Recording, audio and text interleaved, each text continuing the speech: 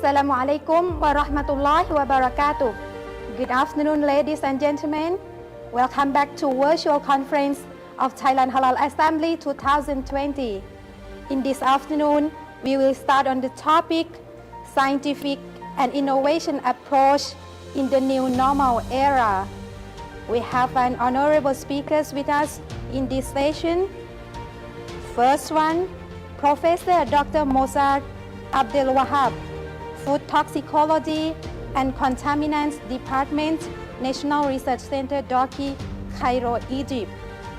Next one, Dr. Said Ghulam Musharraf, Professor in Bioanalytical Chemistry, Research Institute of Chemistry, ICCBS, University of Karachi, Pakistan. And Associate Professor Dr. Minhas Uddin Ahmed, Principal Investigator at Biosensors and Nanobiotechnology Laboratory, Bandar Seri Begawan, University Brunei Darussalam. And Ms. Kaisini Ketlekha, PhD Candidate, Research Assistant of the Halal Science Center, Chulalongkorn University, Bangkok, Thailand. And moderator of this session, Dr. Ashari Suksuwan. May I introduce moderator for this session, Dr. Ashari Suksuwan, researcher of the Halal Science Center, Chulalongkorn University, and area of expertise, molecularly imprinted polymers, nanomaterials, molecular imprinting, and nanoparticle synthesis. Please welcome Dr. Ashari Suksuwan.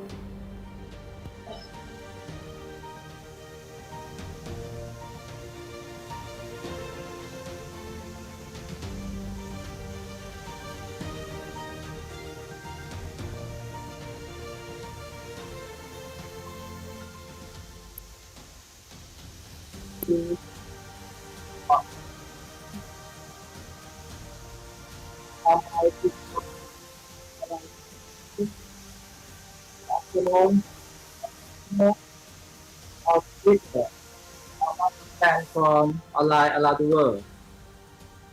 Welcome back to Thailand Halal Assembly International Seminar in the third session that related to scope of scientific and innovation approach in the new normal era.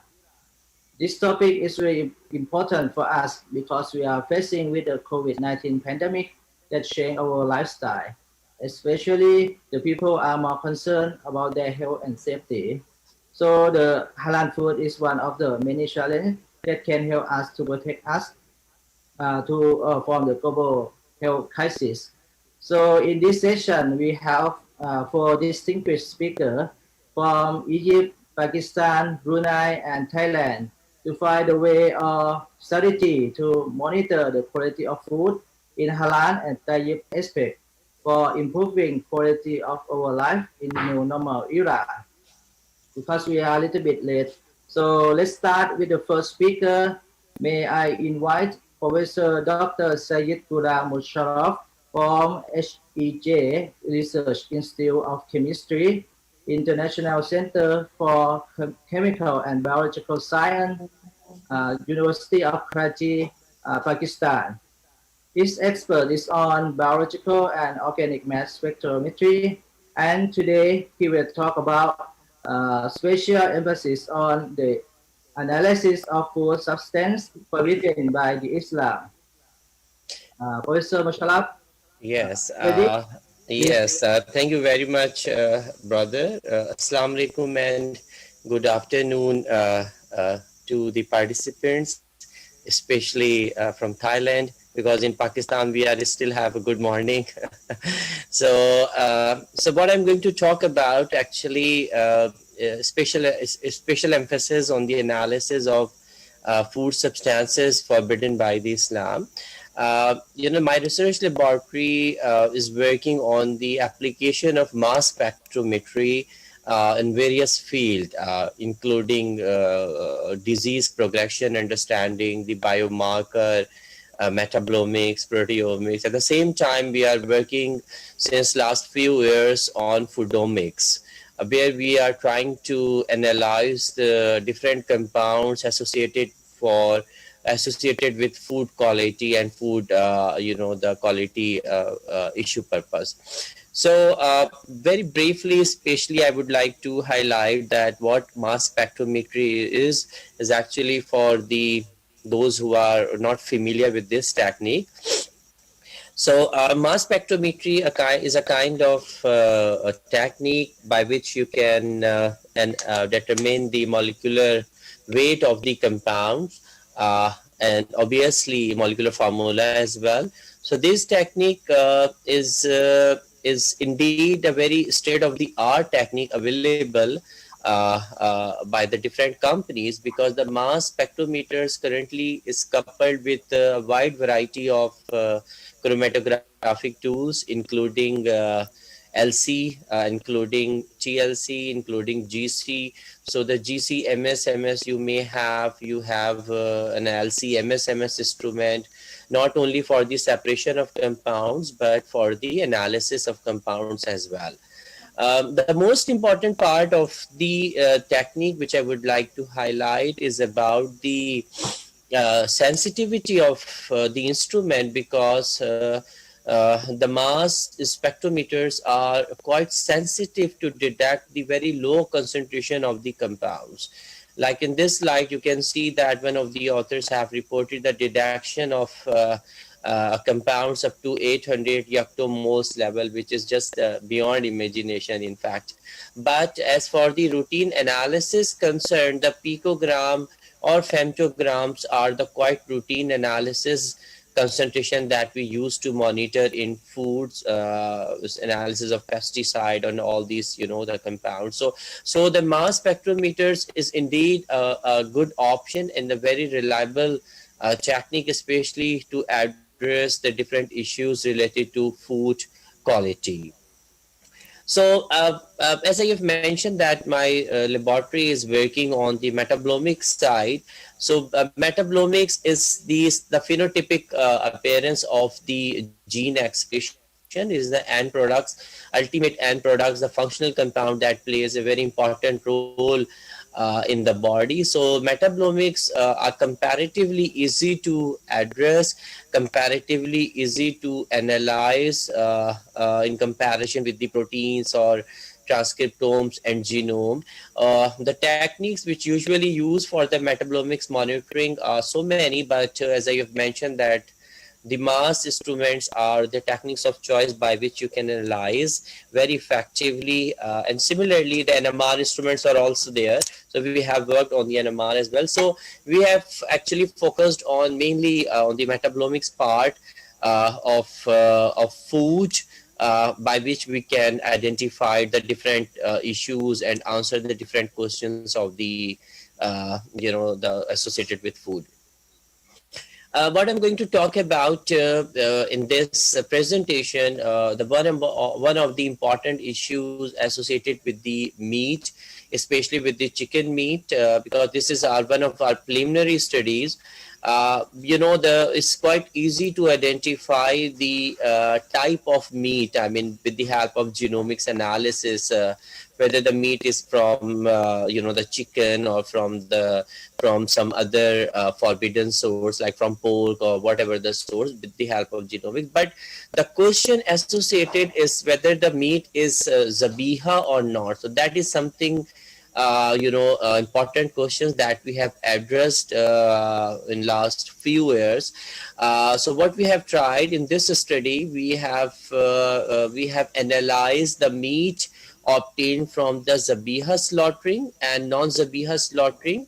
In addition to that, we have also analyzed the meat that we have collected from the dead chicken sample, because you know that during the transportation of the chicken, they sometimes they might be dead on arrival. So that was the sample that we have collected. So very strong statistical controlled meats were obtained from a butcher shop. And in Zabiha, we followed the normal Zabiha procedure without cutting the spinal cord. In non-Zabiha, we followed cutting of spinal cord, not the stunt, but simply the cutting of spinal cord. So these type of samples that we have processed and subjected to the mass spectrometric analysis. And we as you can see that this paper is recently published in Arabian Journal of Chemistry this year. So details can be seen, especially the preparation of sample, that how we process the sample and how we prepare the sample and how we extract the sample was very simple. We just extracted in the mixture of methanol and chloroform, and then followed by the LC-MS analysis. Very obvious that we have optimized the chromatographic procedure, because it's not that easy to handle a complex sample like meat. So after necessary optimization of chromatographic parameters, which I'm not discussing here, which you can see in the published paper. So you can see that this is the LCSI-MS chromatogram of three different groups, and Zabiha, dead, and non-Zabiha. And you can see that apparently they are quite similar, except the difference of their intensities of some peaks. So this what we were expecting, this what we were actually looking for, because we were trying to identify the differential metabolites in terms of obviously their concentration. So that was our objective, and fortunately by just looking this chromatogram, we were happy that we have seen some compounds with different intensities.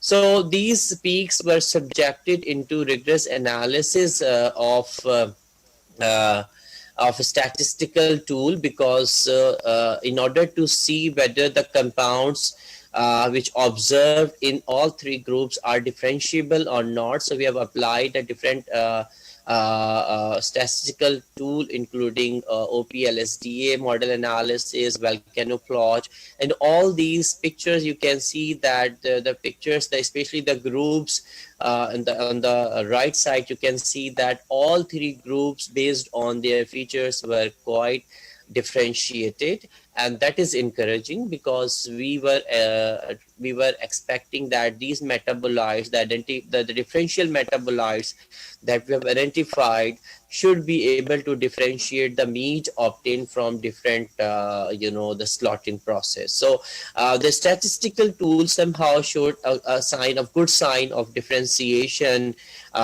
for which we have further investigated the identification of compounds. So we have tried our best to identify the as much as possible compounds with the help of different databases. As you know that the database, especially related to ESI, tender mass spectrometry, is not very well updated yet. You can use some kind of NIST MS library or Mass of Europe, America library. So there are some databases by which you can blast your finding and then try to identify those compounds. So fortunately, we were able to identify the 5 compounds that were observed with differentiable intensities, and you can see that the pub IDs and the retention times in the table, the observed mass and the formula, the ion type, and the ppm error was quite low, and the fragmentation pattern was also observed quite close with the published one. So these 5 compounds that we have identified as a differential compounds especially between the Zabiha and non-Zabiha meat. In addition to that, you can see a list of 25 compounds that somehow currently we were not able to identify exactly these compounds, like what are these compounds, but you can see the p-values were quite low and really good, especially to differentiate between the non-Zabiha and Zabiha. So in future, maybe that in continuation of this study, we will be able to somehow identify all these compounds, and then we can use all these compounds as a panel biomarker for the differentiation of these 2 slotting process meat. As I have mentioned that in most of the cases, the intensities pattern were quite differentiable. Like you can see that these five compounds, the 11 keto octadecanoic acid, the linolenic acid, the phosphatidylcholine, another is same choline and sphingosine. So these are some intensity expression of the individual compound, and you can see that in most of the cases, all these metabolites were upregulated in Zabiha and downregulated in non-Zabiha meat samples. Similarly, this is a heat map by which you can see that the clear intensity difference of the compound that we have obtained and identified in Zabiha were differentiated with non-Zabiha. And I'm not going to talk about the detailed function of all these compounds, which we have discussed already in the paper. So these compounds somehow correlated logically with respect to their biosynthetic pathway, that why some of these compounds were upregulated. And for example, in case of linolenic acid, this is one of the essential fatty acid requires for body growth, and usually synthesized in plant and outside the animal body. So this is one of the nutritional fatty acid, and what we have observed that the concentration of these important fatty acids found to be low in non-Zabiha, and it's very logical because in non-Zabiha there is a chance to retain the blood and the body more, so there is a more possibility to extract this linolenic acid from the muscles and the meat and pass out. And this is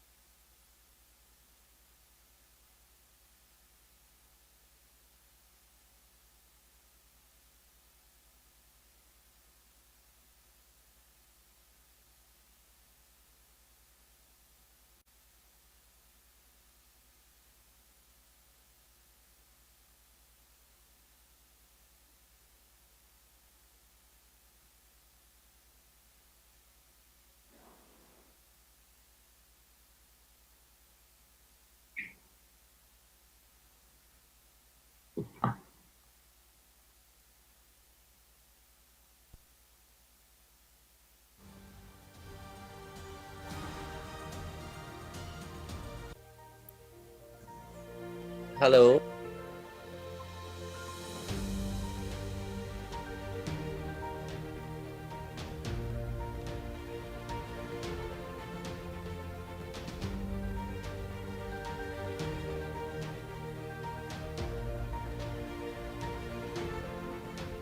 Hello, can you hear me?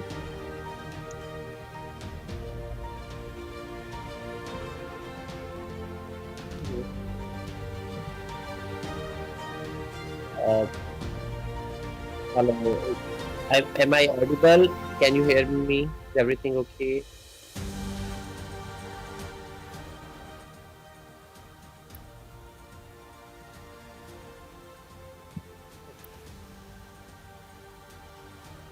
Yes, can you hear me? Because there was a disconnection in between.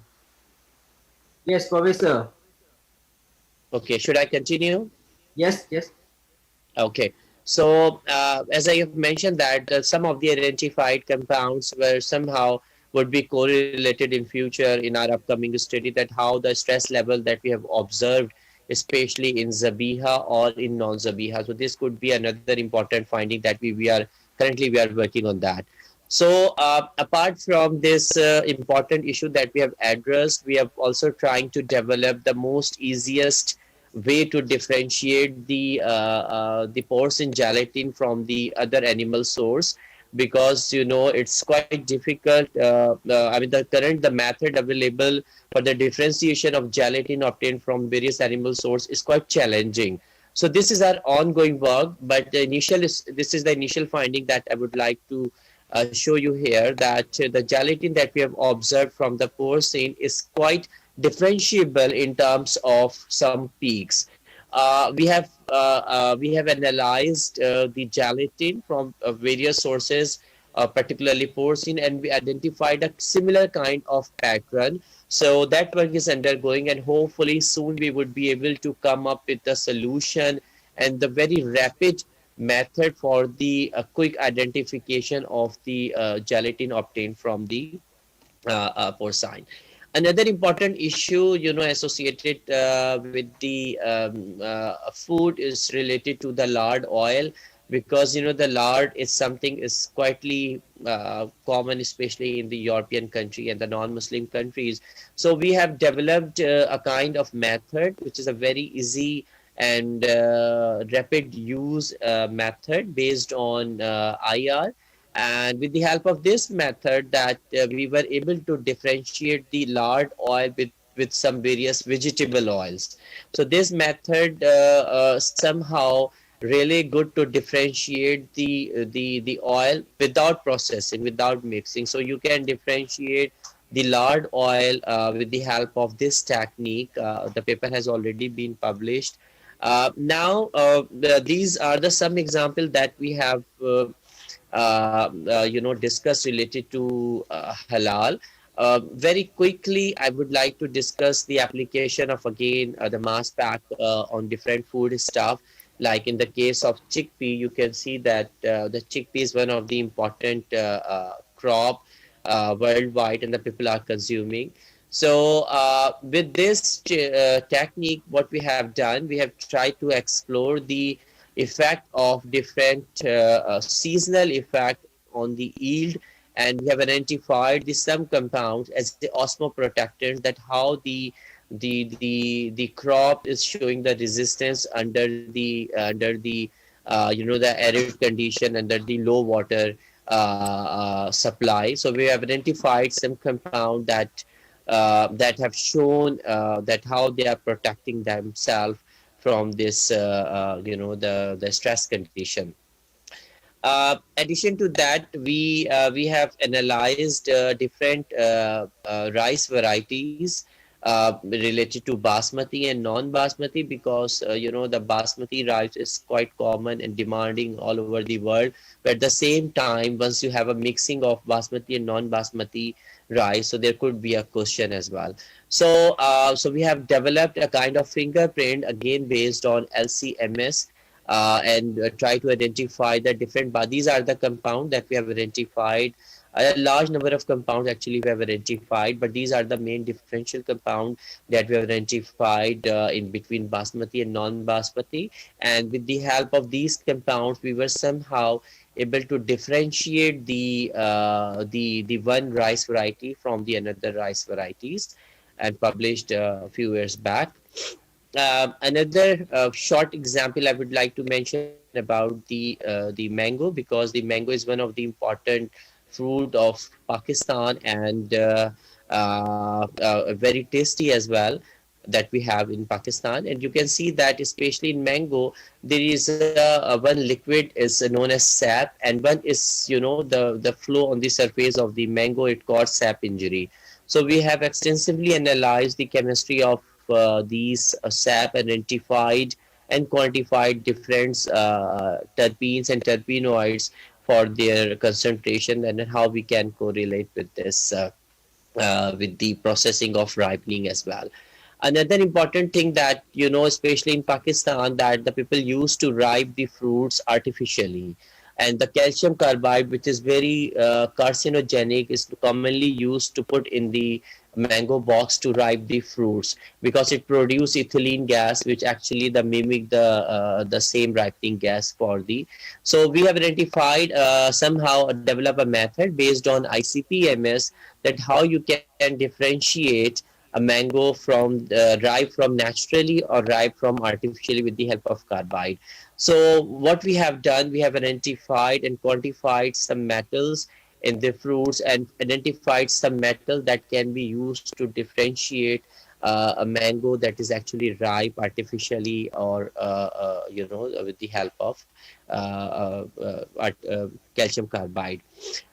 Similarly, honey adulteration, we have identified some compounds based on NMR that you can see a contamination of brown rice syrup, because brown rice is another common adulterant which commonly mixed with the honey and used to sell out in the market. So I'm not going to talk about in detail, but has already been published so the relevant person can see. So that is the a kind of method that we have developed and identified an adulterant in honey based on brown rice syrups, and this type of compounds actually it's fructose, glucose, and maltose. The maltose is a kind of compound which is actually common in brown rice syrup and not common in honey. So you can identify if there is a presence of maltose in NMR. So it's a clear indication that is being adulterated with the help of brown rice syrup. So with this, I would like to just summarize the presentation. Especially, as I've mentioned earlier, that we have used the application of modern tool like mass spectrometry, especially for the analysis of food samples.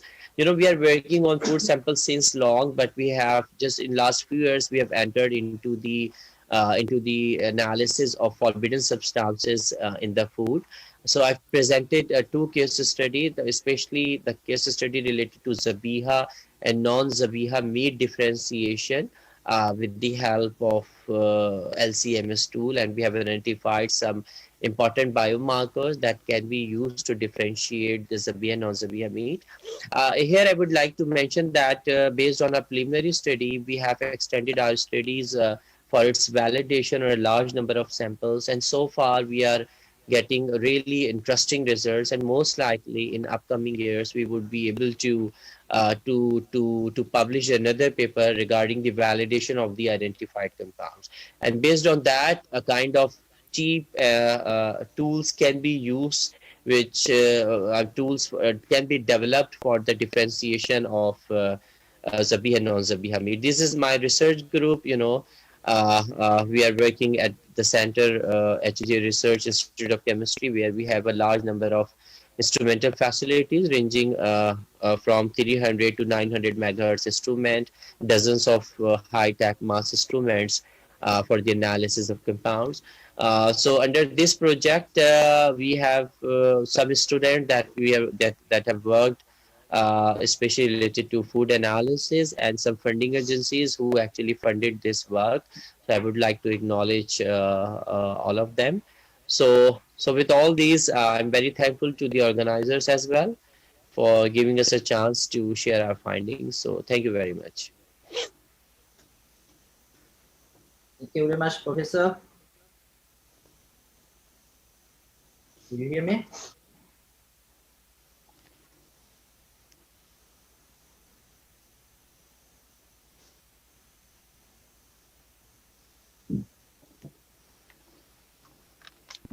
Okay. Do you hear me? Okay. Thank you very much for a very nice presentation that you share your experience about the analysis of forbidden ingredient in daily use product that is really challenging for the Halal authority in nowadays. And you also give us the example how to analysis of biomarker of the chicken meat from Sabiha and non-Sabiha slaughtering process, and also the dead meat. And you also give us the example of agricultural products in Pakistan, such as rice, mango, honey using NMR technique as well for screening, purity, and contamination of food. This topic is really useful for in information. Thank you again, Professor Musharraf. Welcome. Thank you. Okay, and next presentation from Associate Professor Dr. Minhas Uddin Ahmad from Biosensor and Nanobiotechnology Laboratory, Faculty of Science, University Brunei Darussalam from Brunei. His expertise is on many fields such as analytical and analytical chemistry, nanomaterial, biomaterials, point-of-care medical devices, and DNA and protein bioinformatics and bioengineering. So today he will give a talk in the title of Food Allergenicity Detection and Understanding the Halal and Tayyib Food. Dr. Minhat, please. Okay, thank you, Dr. Achari, and also the whole management team. I think you can hear me, right? Is it? Yes.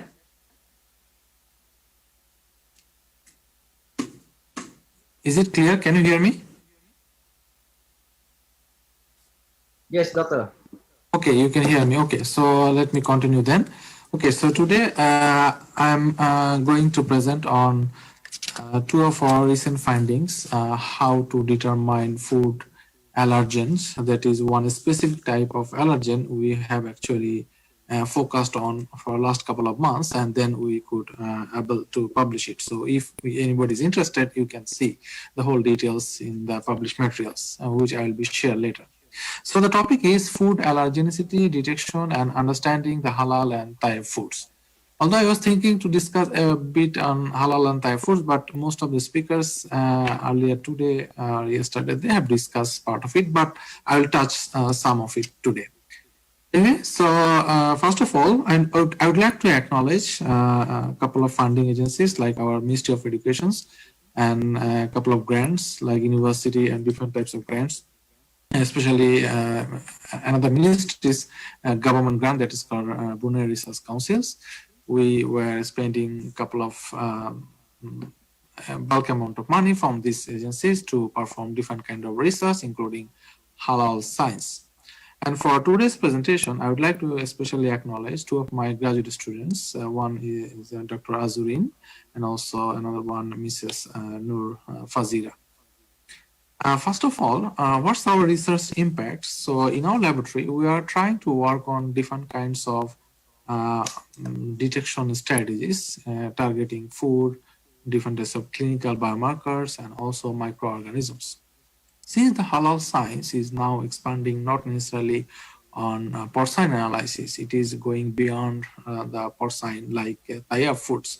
So if it is the Tayyab foods, a pure or harmless foods, we need to understand whether the food contains any food allergen, toxins, or any types of abnormal chemical agents, or I can say different types of microbes like bacteria and viruses. So meaning that we can expand our horizon and the research can be honestly unlimited. That's why last couple of years we are trying to work on DNA sensors, protein sensor, or different kinds of single molecules or traces of molecules sensors to understand how different modalities can be developed so that the bioanalytical chemistry or analytical chemistry can be improved further, and potentially this technology can be used for real applications. So for today, we can talk on food allergy. We know the food allergy is an abnormal response to a food triggered by the body's immune system. And what is the immune system? The immune system is a complex network of cells that defends the body against infection. And why it is important, food allergy? Food allergy can be covered under a category type of food because if we are not tolerable to consume allergens, so if the food is not pure for us, we have to be careful before consuming peanuts, wheat, soy, or nuts, or kind of milk, or different kinds of fish. So we need to understand whether any kind of raw processed foods contain very specific type of allergen or not. If we know, and if we also know that if we know this kind of foods contain this kind of biomarkers, and if we also know that we are very sensitive towards those biomarkers, we can avoid those foods.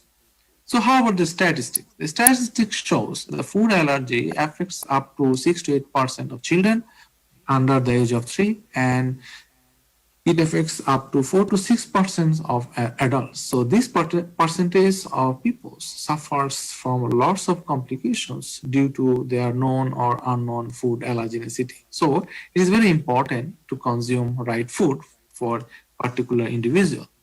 If you see this picture, a person is suffering from severe allergy reactions and now lying in a hospital bed. He is suffering from anaphylaxis, which actually creates multiple disorders, and it is mostly caused by shellfish allergy. So if you have the foods like and contain the shellfish allergen, your body can trigger excessive immune response and that can trigger abnormal behavior. You can see in here. So one of the top 8 food allergens, shellfish allergy, is extremely dangerous as we were telling, and it can cause anaphylaxis reactions. That's why we need to consider it very seriously, and it can create severe and life-threatening conditions. As we know, it is from the verse of the Holy Quran, the Bismillah ar-Rahman ar-Rahim. It is mentioned that, O mankind, eat all that is halal and tayyiban, lawful and good on the earth, and do not follow the footsteps of shaitan. Verily, he is an open enemy to you. So, meaning that it is very important not necessarily to consume halal, but also the tayyib food, meaning which is good and pure for us. So now in one slide, I'm trying to explain how halal, tayyib, and khabith can be discussed. Recently, I have got a interesting literature published by Professor Khalid Abu Hadid from Switzerland. He is trying to explain in such a way. Halal means permissible and covers all human actions and deeds. For example, eating, wearing, saying, and talking. So if halal in the context of food, then tayyib is clearly coupled. How it is coupled? Because tayyib denotes as clean, pure, and comply with Sharia. So your food should be halal and also should be tayyib. Whereas the khabith states everything that is impure, unlawful, and disgust. So the story is eating halal tayyib is the path toward achieving a complete satisfaction. Anyway, so what are the advantages of tayyib and food safety? Tayyib deals with food hygiene, which is very important. Food additives, pesticides, allergens, that part we will discuss on later slides, and also various types of food contaminants like microbes, bacteria, viruses, toxins, or possibly hormones, because it is not good to consume excessive amount of hormone or any artificially injected hormone, which is mostly injected to different types of animals. Tayyib also complies well with Sharia, enriches society with spiritual, moral values, and human values. For example, very young and sick animals are not allowed to be slaughtered. No pork-derived fertilizers should be used for the agriculture, and also we should not use any hormone injected to animals for meat or for excessive meat or milk production. So these things are covering under the tayyib, meanings we are recommending to, as per the Islamic Sharia or rituals, we have to follow that the food should be pure and healthy for us. So today we are talking on the allergen. The allergen may not be affecting everybody, but as I mentioned, 4 to 6%, which is large population if we consider. So today I would like to discuss on tropomyosin, which is a seafood allergen triggered by the crustaceans. And the critical point about the tropomyosin is, even if you are heating the seafood with high temperature for cooking purposes, the protein itself intact in a way that it can create a discomfort and also causing anaphylaxis, meaning that it's not necessarily in its raw format, but also in its processed and cooked format, it can create different abnormal or adverse reactions to our body. That's why it is very important to understand how to how to track or detect very traces of biomarker like tropomyosin in the shellfish. So we had 2 projects and we have got funding for tropomyosin analysis or largely different kinds of tayyib food analysis. So, and we have used tropomyosin as an initial biomarker, and we have performed 2 strategies. One is electrochemical analysis and another one electrochemiluminescence analysis. One is for electrochemical analysis performed by my PhD student, she was working on gold microrods, palladium nanoparticles, and polyaniline-based nanocomposite to modify the sensor substrate in such a way so that the recognition receptor or antibody can be attached in a better way, or you can say getting more room or more space so that it can track the biomarker in a more sensitive way. Whereas for electrochemiluminescence analysis, we have applied the voltage and generated with traces of light, and that light was detected. The intensity of light was actually contributed by the what level of biomarker or tropomyosin is binding onto the sensor substrate. So on the first project, like electrochemical detection of tropomyosin, as you can see, we have used nanomaterials and composite and tried to develop a peroxidase mimic. What does it mean, peroxidase mimic? We have tried to develop a composite. That composite will react with the substrate hydrogen peroxide and produce electron, and that electron can be detected. So the more biomarker we can attach onto the electrode surface, the reactivity between substrate and enzyme, that is peroxidase mimic, will be disturbed and the signal will be reduced. So you can see this is the ACM image of how we have modified our simple carbon electrode surface with different nanomaterial. The base material we have used the screen printed carbon electrode. So this is the picture you can see. We have tried based on the spiking of hydrogen peroxide. Like you have the enzyme mimic onto the sensor as a sensor material, composite material itself, and hydrogen peroxide reacting with the enzyme mimic. Based on the presence or absence or intensity of the biomarker, the response of hydrogen peroxide varied a lot. You can see the big difference. And whereas for the other case, we have also worked on a special type of voltammetry analysis that is called differential pulse voltammetry to understand how potassium ferroferry responds in the presence or absence of tropomyosin biomarker. So we have tried, as I mentioned, the chronoamperometry, that is the surface itself producing, acting as an enzyme mimic, whereas hydrogen peroxide react with the enzyme and produce a product.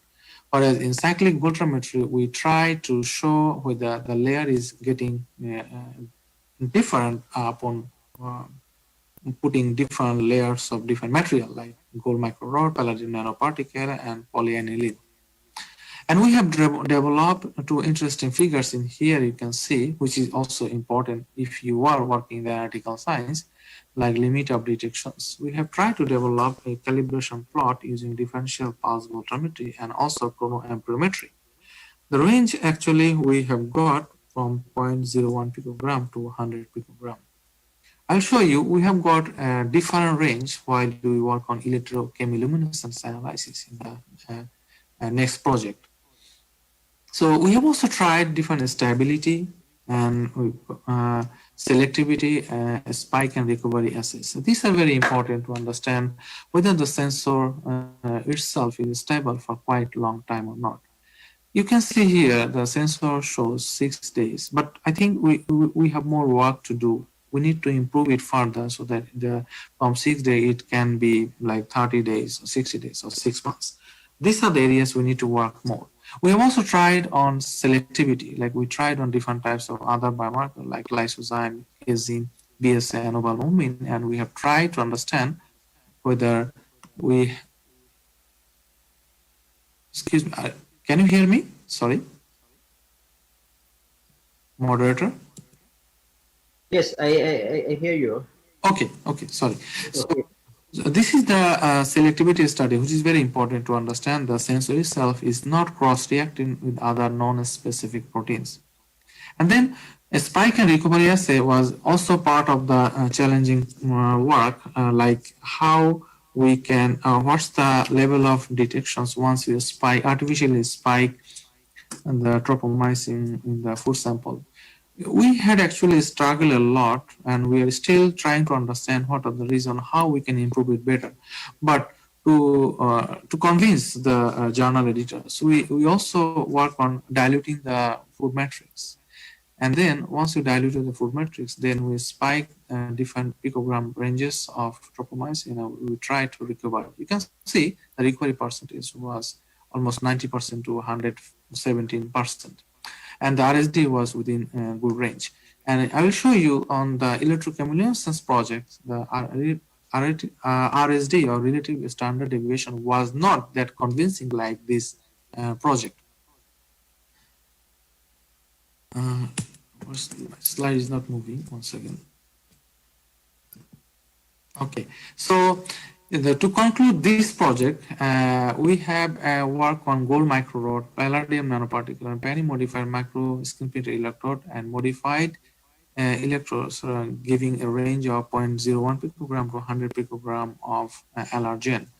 And so far, we have observed excellent selectivity and stability, but of course, there are many room to improve. So this work has been published in the Biosensor Journal in this year.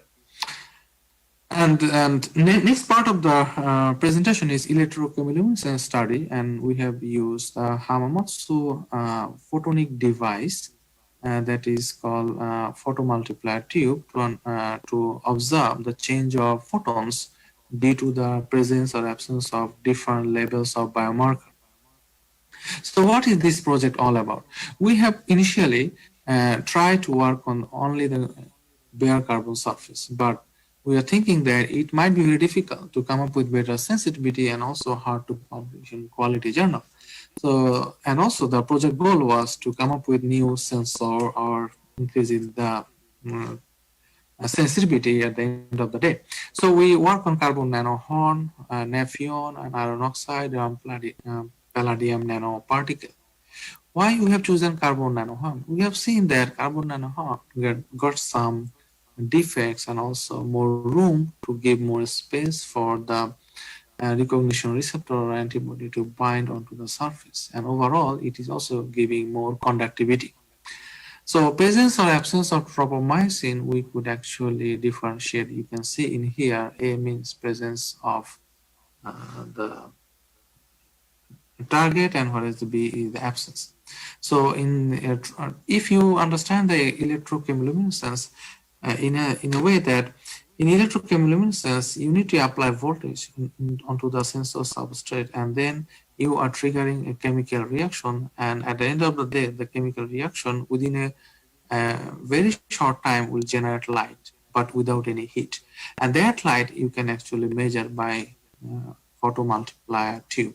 You can see in this picture that we have used all these nanomaterials and then gave the room for the recognition receptor or antibody, and then the thread-like structure, the tropomyosin, is being trapped onto the arm of the antibody. So what we have done, it's actually quite long project. It took almost a year to come up with all these good results. We are showing all the best results for publication, also for the presentation, but background work was not that easy, but it was interesting. So molar ratio, first of all, we work on the molar ratio of the electrochemiluminescence probe, we call it Lumino4. We have used different ratio like 1 to 10, 1 to 12.5, and 1 to 100. Even if we have seen that different ratios published by the different groups, but for our project, the best, or we can say optimum ECL intensity or electrochemiluminescence intensity we have achieved on 1 to 12.5. And then we have worked, or we can say we have tried to compare iron oxide, palladium, and gold and palladium. Then later we found that compared to gold, iron oxide, palladium yield better SN ratio, better intensity response. Okay, so then we have tried to optimize the antibody, meaning the recognition receptor, which we are going to use onto the sensor substrate. And we have found that the 10 microgram per ml is the best, or you can say the optimum antibody concentration to be used. Because why we have chosen this one? Because presence or absence of antigen, it gave the best response, like 10 microgram per ml. Then we work on pH optimization, and as expected, I should say as expected, because in most of the cases, if you are working with biomolecules, the best results you will get in the physiological pH, that is pH 7.4. And you can see here, this is the bear to 100 picogram of target. We have worked layer by layer chemiluminescence intensity studies, and we have seen that we can see the difference from bare carbon sensor surface to the ultimate target binding, which is very convincing. Okay, based on the request from one of the reviewer, we also had to work on layer by layer characterization using potassium ferroferric using electrochemical impedance spectroscopy. And that we have shown, we have proved that yeah, electrochemical impedance spectroscopy can also prove that layer by layer changes has been uh, performed. And we have also worked on SEM, scanning electron microscopy. We try to see how bare carbon electron looks like compared to carbon nanohorn or carbon nanohorn, iron oxide, all this modification at their different resolution or scale. And then this is the data. You can see how it is different from bare to tropomyosin or the target binding, how we prove the layer by layer characterization using cyclic voltammetry, and also using the chronocorometry, which shows that how we can prove the surface charges are being changed upon binding from bare binding the target from the bare surface. And this is the chemistry on your right top. You can see ruthenium bipyridine was oxidized, tripropyl amine was also oxidized, and both reactive intermediate, they are binding with each other, and at the end they are producing light in a short fraction of time. We have also worked on different other like luminol and cadmium telenoid and quantum dots, but we have got the best result using ruthenium bipyridine. You can see also the smoothest peak we have got using the ruthenium bipyridine and TPRA.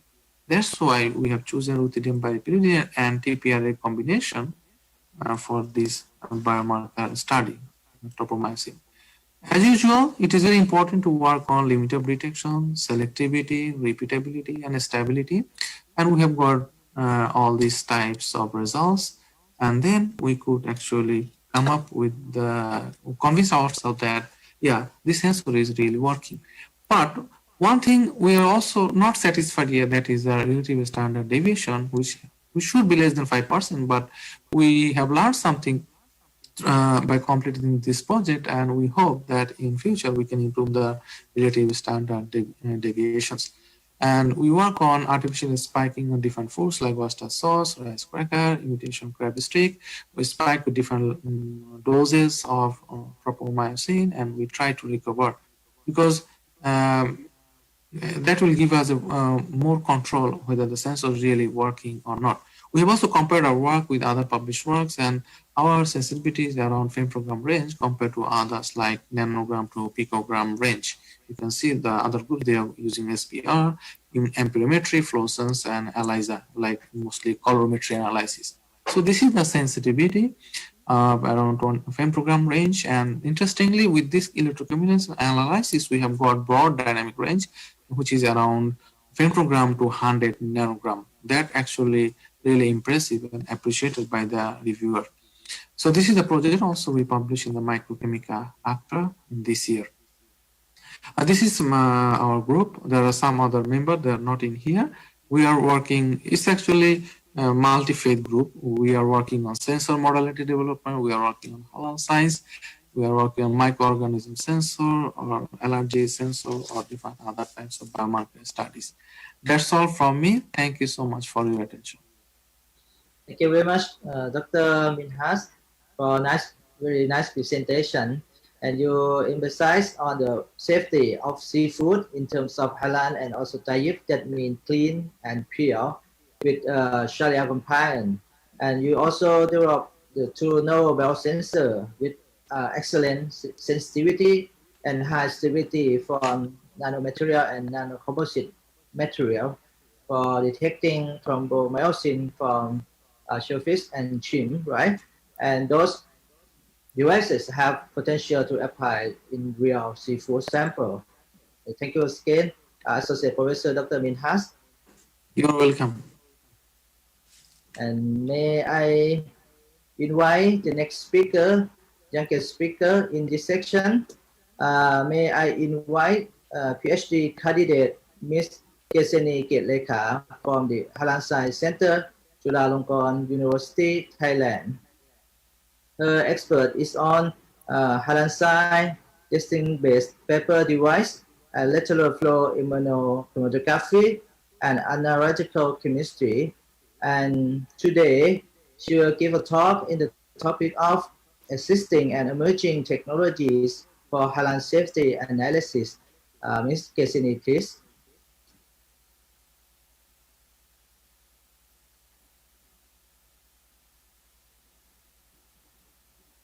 Turn on your microphone.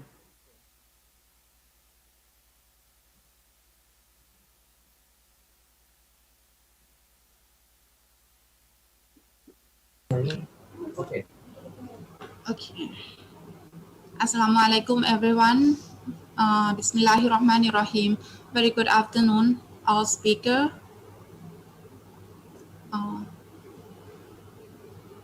Do you hear me? Yes. Today I would like to share with you the topic of existing and emerging technology for halal safety analysis.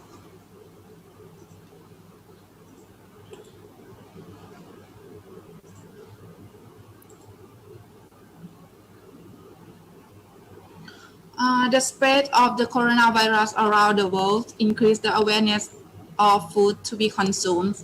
However, the food industry normally have food safety management system based on the HACCP principles in place to manage food safety risks and to prevent food contaminations. Therefore, securing of the food throughout the food processing is to be ensured that the production process is meets all requirements and regulation. As regarding to the food production flow, one of the critical steps is the preparations of raw materials entering to the food production line. In fact, the quality and safety of the final product are determined by manufacturers. However, one of them is the food safety. One of them is the safety of the individual raw materials. And one of the raw material is food additive. They are additive that they are substances that add to food in order to maintain or to improve the safety, improve the taste, texture, or appearance of food, and also for other technological function. According to WHO and FAO, food additive can be categorized into three main groups, including flavoring agents, enzyme preparations, and the other food additive. The flavoring agents is added to food to improve aroma and to improve taste. Flavoring agents derived from plants, spice, vegetables, and wines are known as natural flavoring agents. In addition, there are flavoring agents that imitate natural flavor. Secondly, the second group is the enzyme preparation food additive. They are a type of food additive that may or may not end up in the final food products. Enzymes are a functional protein that catalyze biological reactions by breaking down the larger molecule into the smaller building blocks. They can be obtained by extractions from plants, extraction from animals, and from microorganisms such as bacteria. In some cases, they are used as alternative to chemical-based technologies. And the last group is the food additive, the other food additive. They are used for several reasons, such as to preservation, for colorings, for sweetenings. They are added when food is prepared and being packaged, being transported and stored, and they eventually become a component of the food. All of the food additives are proved to be safe whenever they are used properly and compliant with regulations. The database of the International Numbering System for Food Additive is known as INS numbering system, or sometimes e-number system, which is used in European regions. And this is the growth of the food additive of e-number according to of food additive according to the e-numbering system.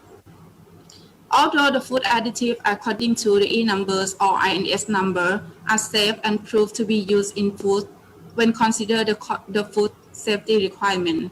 However, in Halal, in which the safeties of products mean that the food product have to be safe, not only to be compliant with food safety control, which include chemical, biological, and physical hazards. However, but also they have to be free from non-permissible substances, which are described in the Halal standards. Therefore, the Halal products are said to be higher safety standards and hygiene. Instead of E number, the Halal Science Center of Chulalongkorn University has developed the so-called H number, which is the database of Halal food additives. It can be used to replace in E number for Halal food process. The database comes up with scientific knowledge and laboratory information. In addition, the religion provisions among all is done by the Majlis Ulama of Thailand. The Halal database is benefit in terms of cost and time reductions. Therefore, Halal product can compete with other non-certified Halal products. According to accumulation of information for established H number, we have found lots of food additives in which their status are questionable or doubtful. These substances encourage scientists to not only develop their alternative or replacements, but also to develop new methods or platforms that enable to detect even when the concentration is low. Food additives such as color, glycerol, food additives such as a group of color, glycerol and glycerol derivative. Food additives come from fatty acids and the ester of fatty acids, sorbitol and their derivative, and the food additive derived from the edible bone phosphate and inosinic derivative. Accounting for the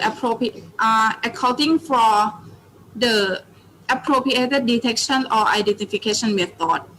The suitable detection method differ between all these groups because the difference of the natures of each compound. Still yet, the detections and the identifications mostly based on the determinations of nucleic acids because of the high sensitivity and specificity. Nucleic acid is easily denatured when exposed to the enzyme.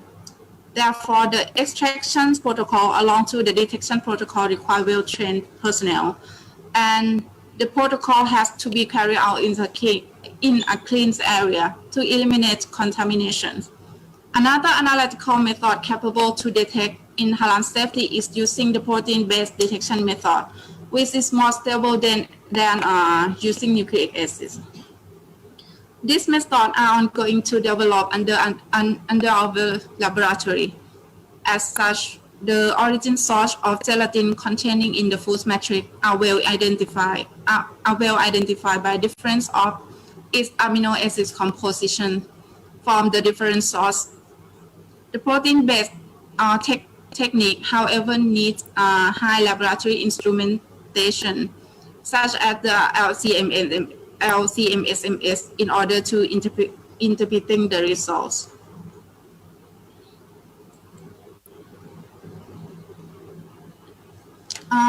This slide shows all facilities that we have in the Halal Science Center, Chulalongkorn University. In addition to the laboratory test method using high technologies and advanced laboratory instruments, however, the newly developed platform for the points of care are still needed because they are ease of operations, rapid, cheap, and portable. The result can also be interpreted with untrained personnel.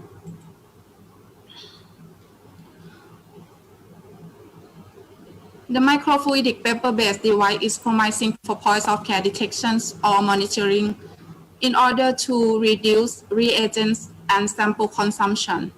The paper substrate had recently become popular substrate because it is highly abundant substrate. which capable of solution flow spontaneously without the needs of the pumping system.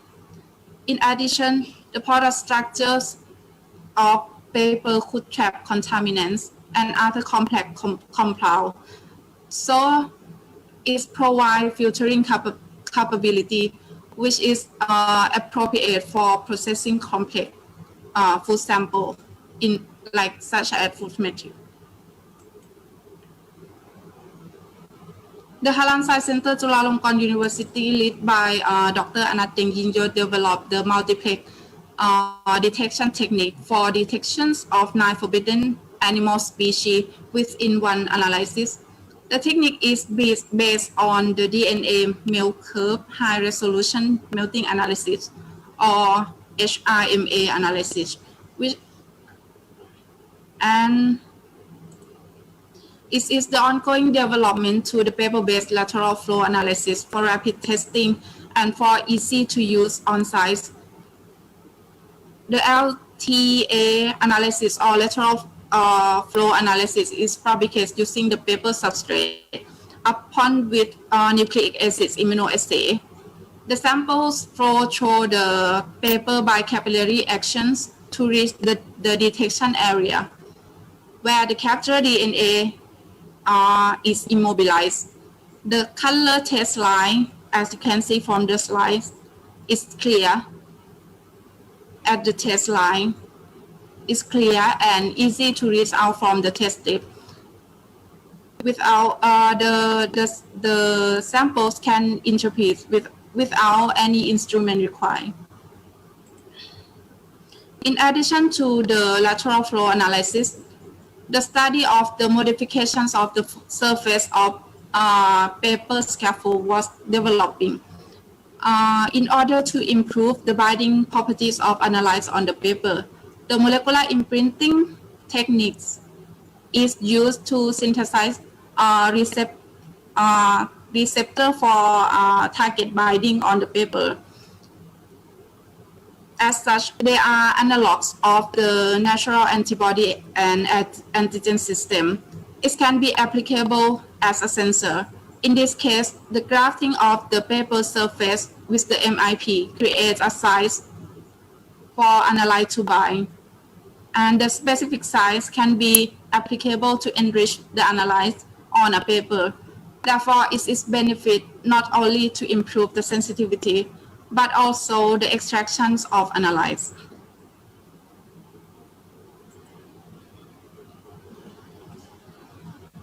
In conclusion, the raw materials or food additive entering the halal production chain is have to be proved not only they are safe from chemical, biological, physical, and hazard, hazard, but also they have to be safe from non-permissible substances or haram substance. According to their origins, they can be classified as substance derived from animals, from plants, minerals, synthesis, and fermentations of bacteria. The halal status need approval individually. The concerned issue are animal origin in which the substance does not origin from the haram animals, or GMO origin gene of haram animals. The extraction using alcohol is acceptable, in which the remaining alcohol should be removed as much as possible. The issue of fermentation is the concerns of alcohol produced during the process. Moreover, the compositions of the media used to grow bacteria. There are several relevant substances still not yet been developed for the alternative or replacement. The method capable of detection are thus needed with the highest advantage and effectiveness. The innovative platform is promising because it can be used for on-site monitoring and rapid result obtained. This is to encourage scientists working collaborations to successful net development of a novel innovative platform to be introduced to the halal safety analysis. And that's all. Thank you very much.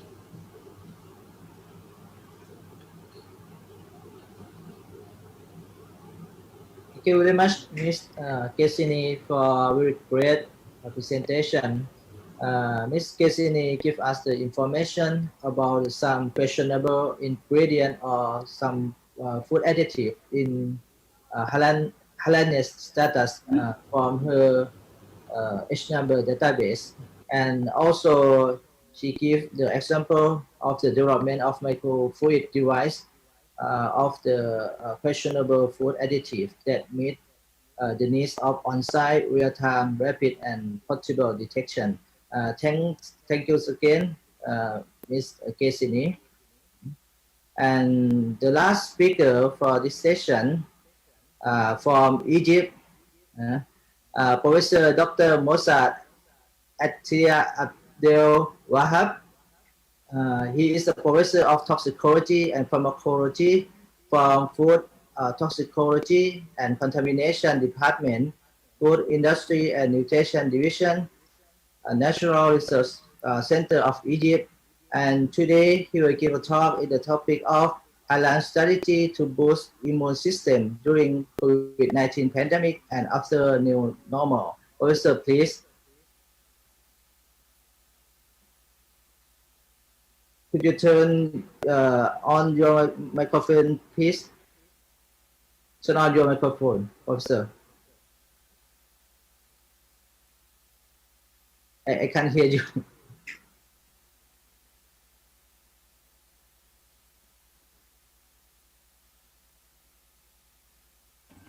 Thank you very much, Dr. Ashley. I am very sorry for the delay, but I had some problem in the connection.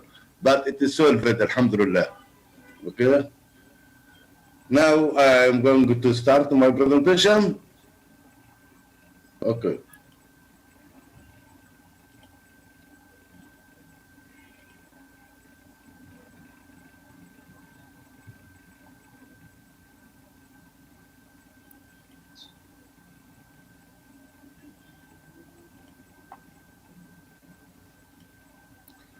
Bismillah ar-Rahman ar-Rahim. Inshallah, I am going to talk today about halal strategy to boost immune system during COVID-19 pandemic and after new normal.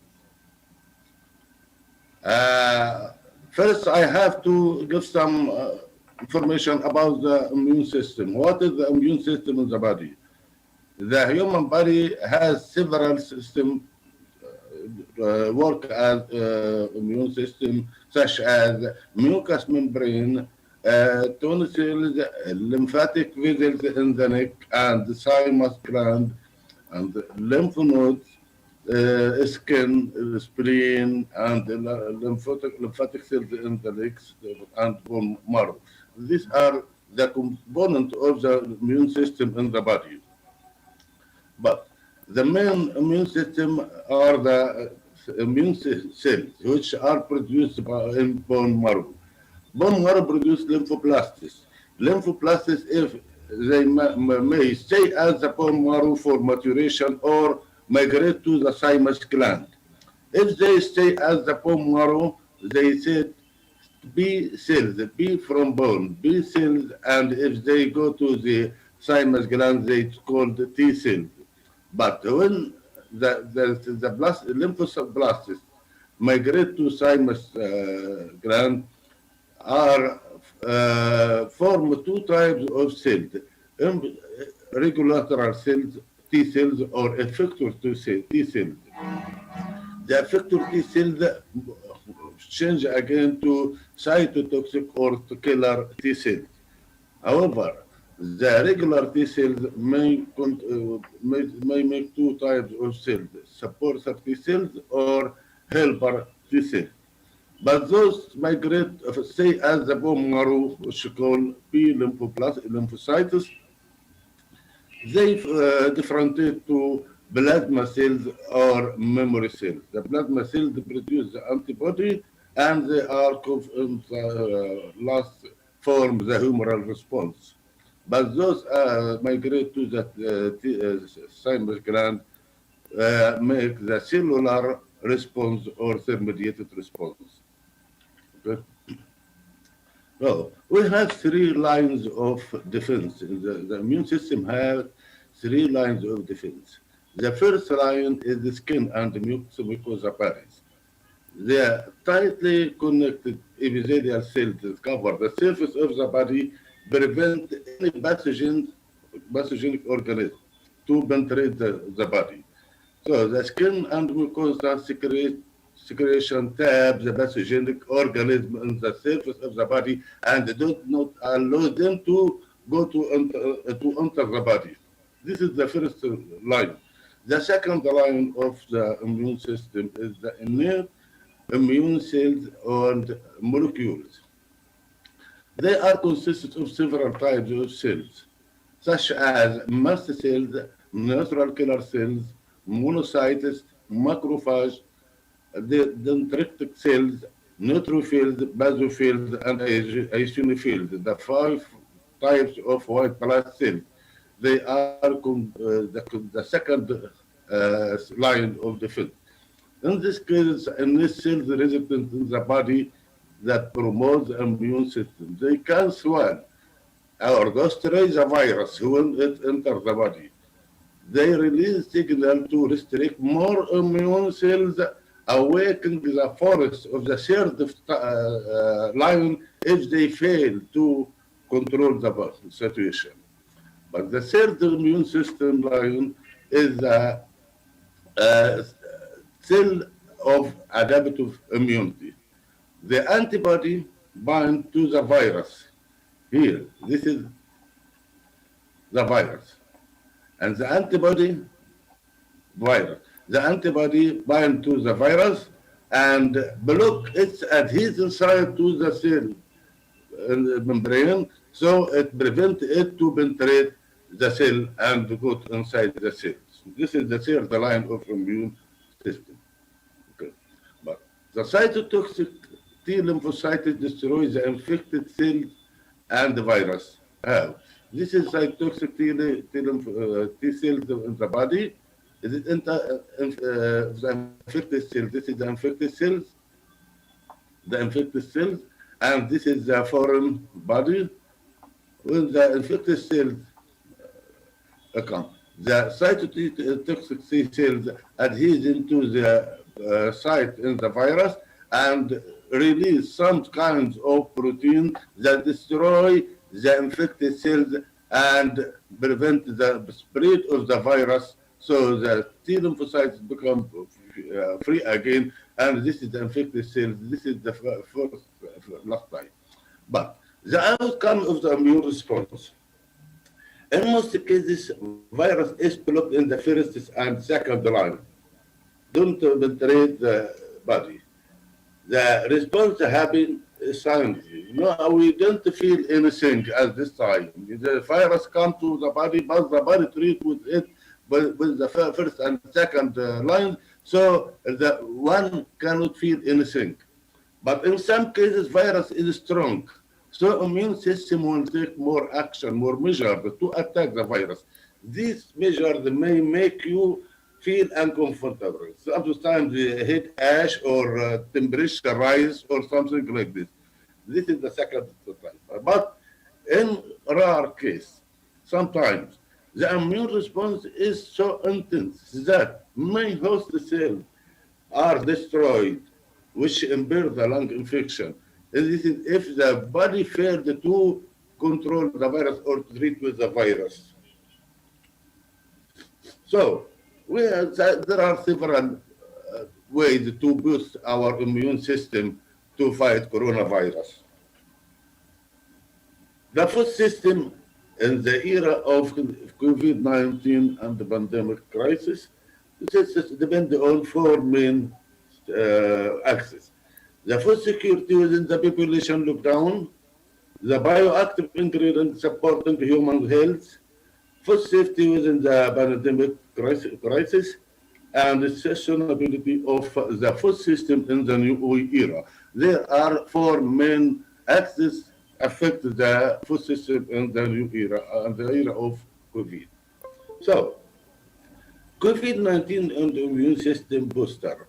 There are several vital halal sources, halal ingredients may act as very, very effective to control coronavirus. That's such as zinc, which is found in several foods, vitamin C, iron, vitamin E, vitamin A, and vitamin B6.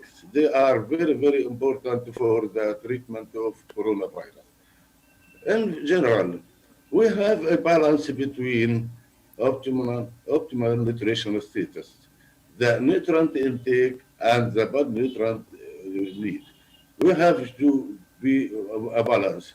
The food intake is affected by disease and socioeconomic behavior and emotion and cultural pressure. At the same time, the absorption of the food in the body depends on the environment, some disease, some pathogenic, physiologic stress, and mechanical problem if you have any problem in the stomach. So, on the other side of the balance, body maintenance as will be and well-being should be depend on the nutrient requirement of the body. So this is affected by infection disease, fever, physiological stress also. Okay?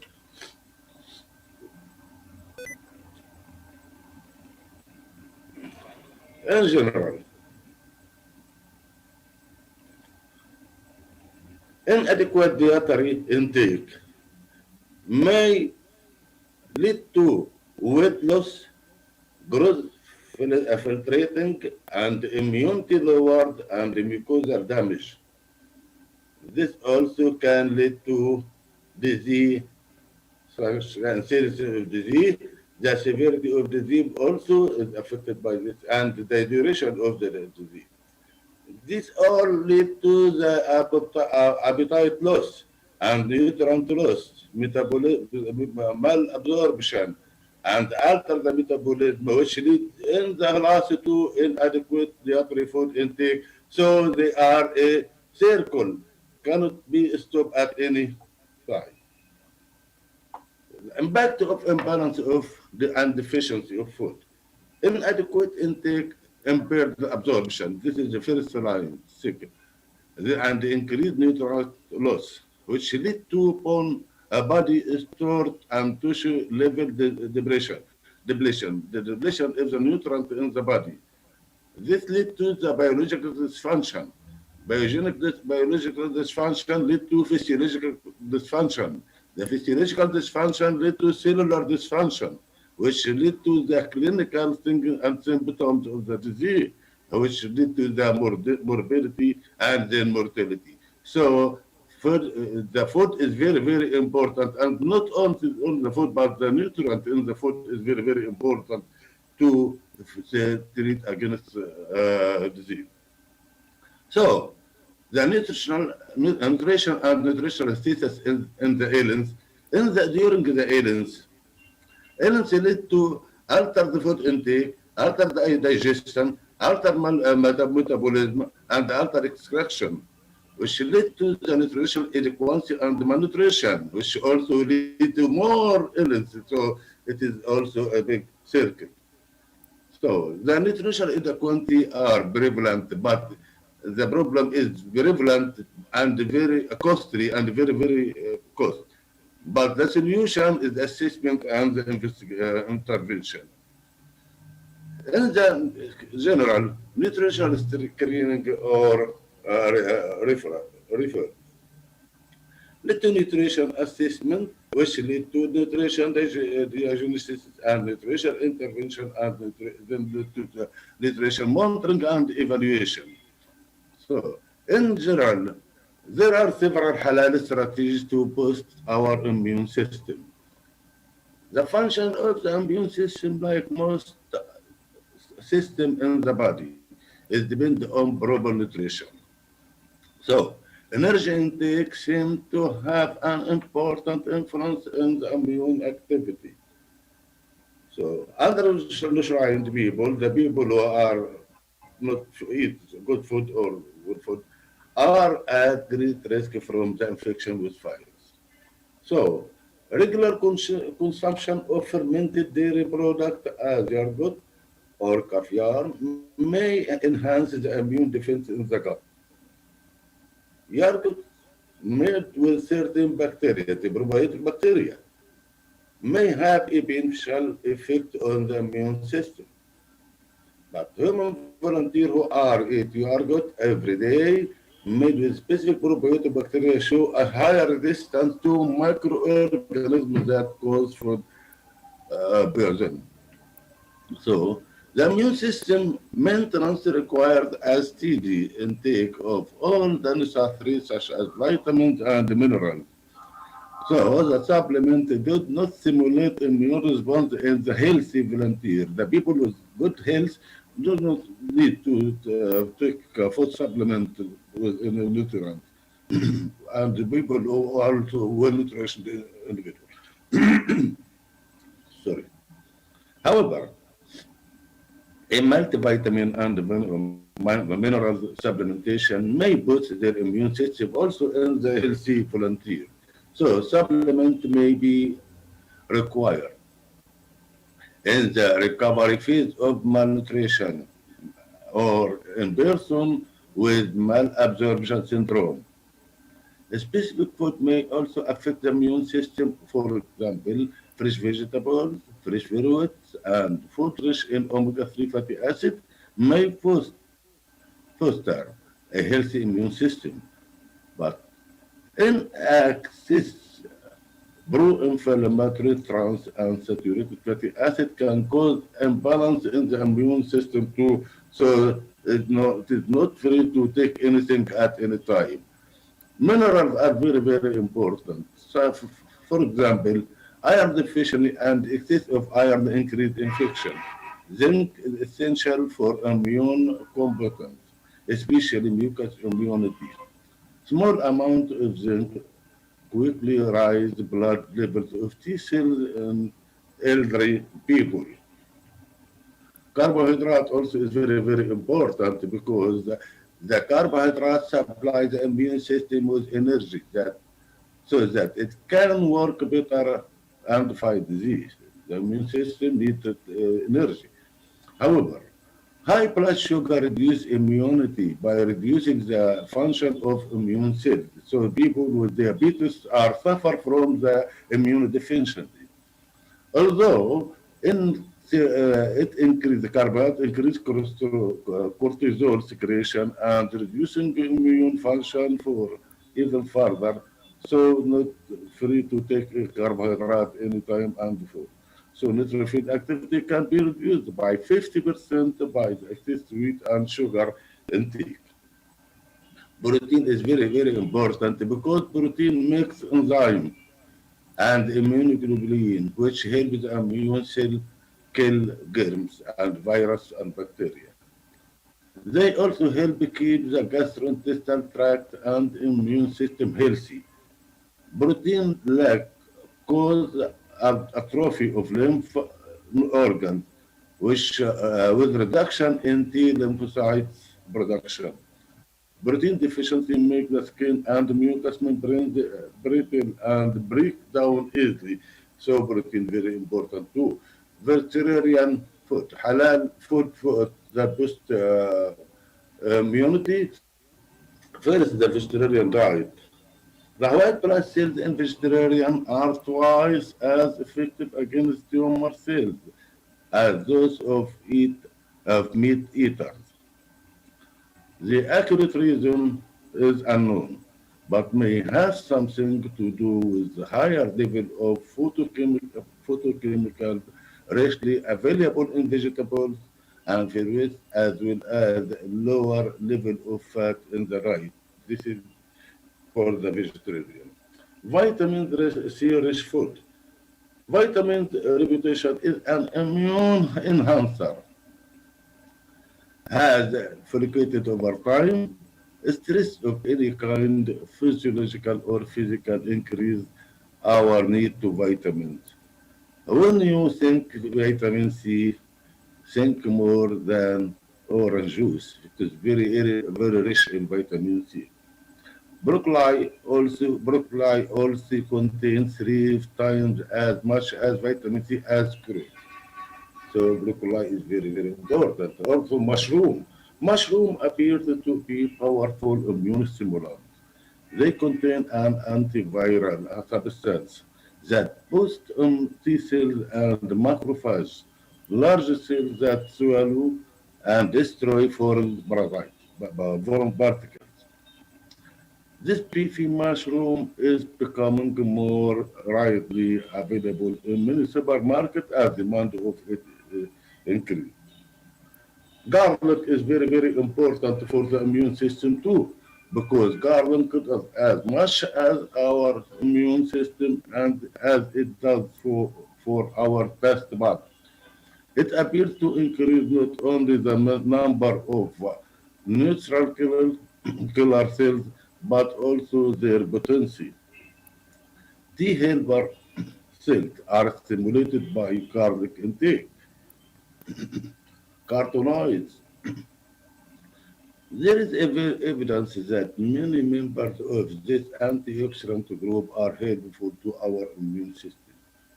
A high intake of carotenoid-rich foods such as orange or carrot vegetables and fish in particular increase T cells and natural killer cells and antibody response. Pumpkins and winter squash, as well as carrots, peaches, and cantaloupe, are especially good source. So, may my green vegetables are also rich in carotenoids, herbs, and immunity. Several herbs have extensive history to help us to fight a variety of diseases. Many of these herbs contain substances that work specifically to boost the immune system in different ways. Efficiently. Purple cornflower is the best known of the Western immune stimulating herbs. It enhances the immune system through several mechanisms, mainly through activating the T cells and increasing the virus fighting infection. It is particularly helpful the, in the common cold. Ginger. This bunker root stimulates the production of interferon and has a direct anti-inflammatory property. Floric root, it has been widely used in Eastern and Western countries for medicinal properties. It is particularly helpful in fighting the virus such as influenza. Probiotic flora is very, very important also because to help keep a healthy balance of microbial population in intestinal infection. Probiotic bacteria improve both local and general innate immunity. Probiotic bacteria also may also have anti-inflammatory and anti-cancer properties. So we have to look for the right and immune system and variety. Generally, many nutrients play a role in our immune system, such as vitamin A, vitamin B6, vitamin B12, vitamin C, vitamin D, vitamin E, zinc, and folate. So, but best way to get enough of these is to eat a varied diet. This means eat from all the K food groups, plus vegetables, plus carbohydrates, dairy, meat, egg, and alternative and oil, and change your meals regularly. Fruits and vegetables are known subjects. So, the suggested halal nutrition treatment for minimizing unfissionate and morbidity and eradicating COVID-19 pandemic. First, the food supplement.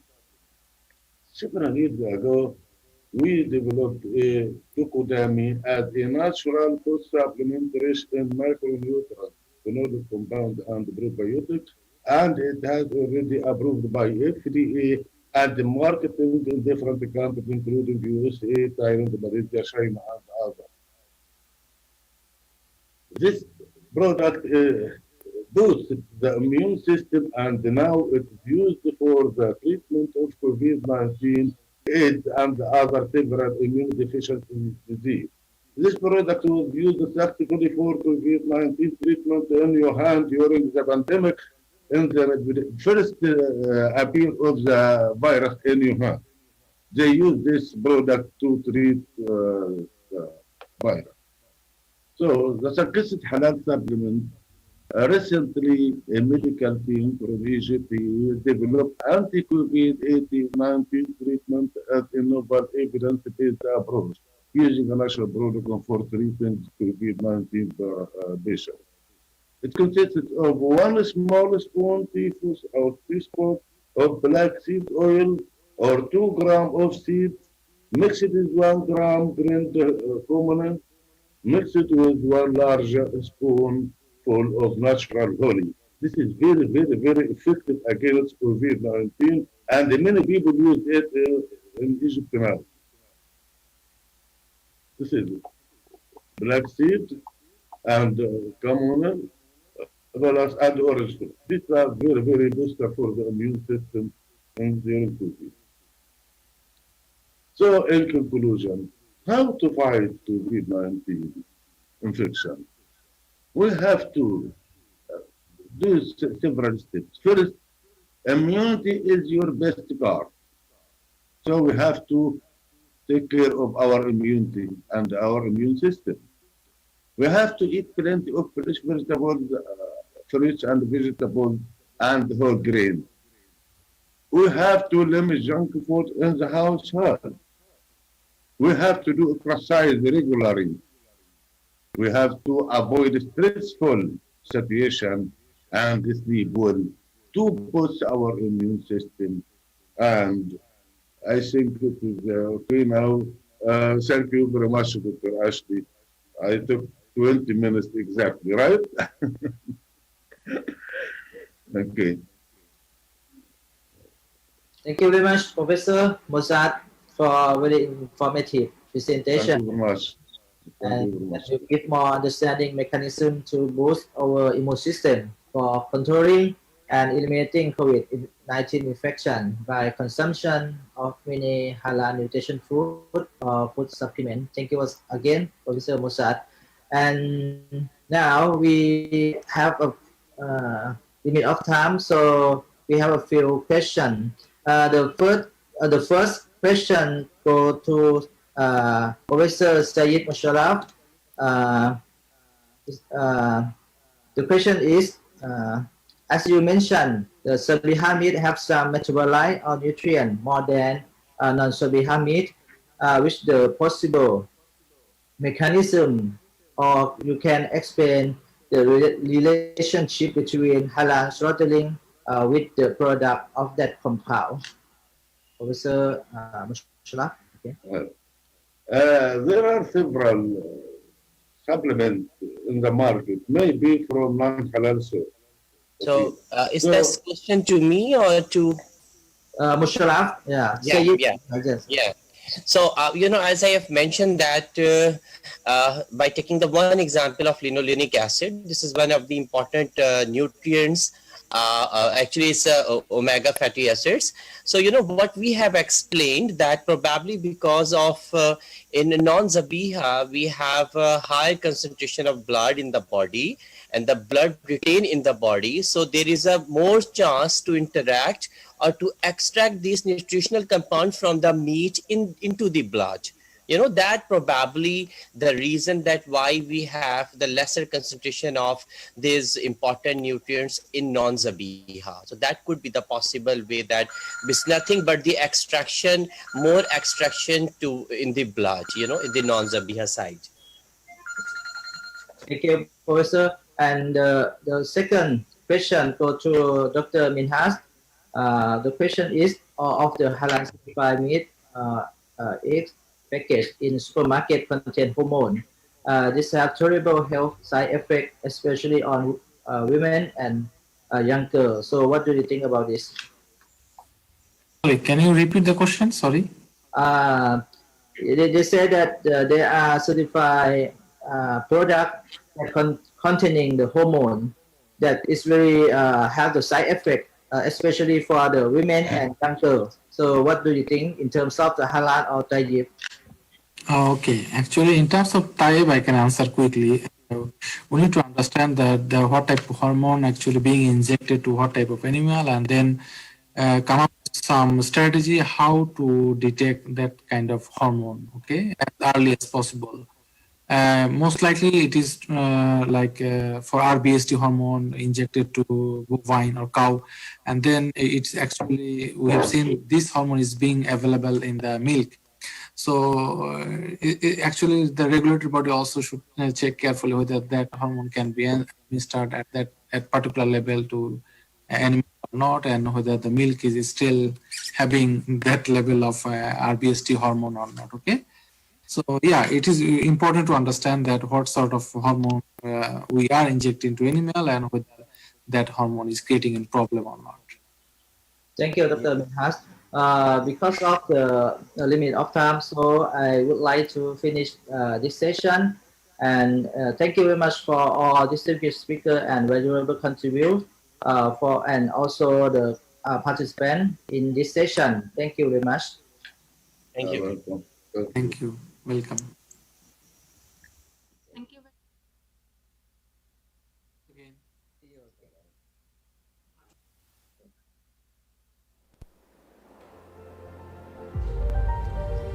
Thank you very much for a wonderful presentation. Thank you all speakers. Thank you moderator Dr. Ashari Suksuwan. Thank you.